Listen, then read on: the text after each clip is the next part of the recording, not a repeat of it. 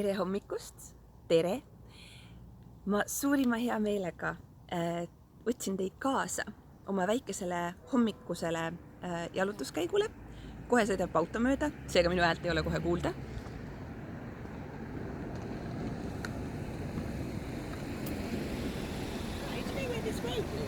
Yes, eventually it goes down to the main road that will take you to either Victoria or Mazalcor. Okay, great. Just all the way go down. Okay. And then before it, you will end up in Ta French, near the Ta French restaurant. Okay.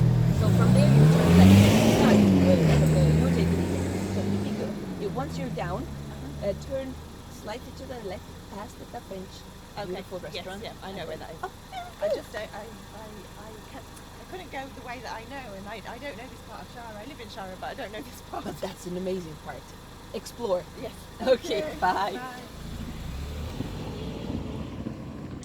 Et siis sellised vahejuhtumid ka, aga sellepärast ongi äge, miks ma siin tegelikult saarel käin enam kui kord aastas ja seiklen ringi, siis see on teistmoodi viis ennast koolitada, erinevalt siis klassiruumist.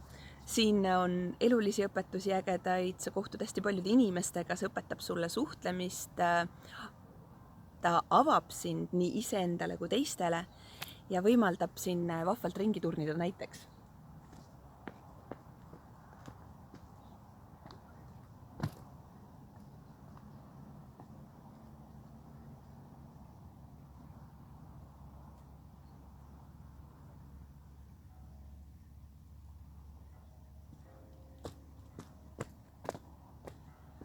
Aga see on ainult väikene osa hommikust, et tegelikult on siin ääretult palju, mida avastada. Nii et imeline Kooso saar võiks olla ka teie järgmine sihtpunkt.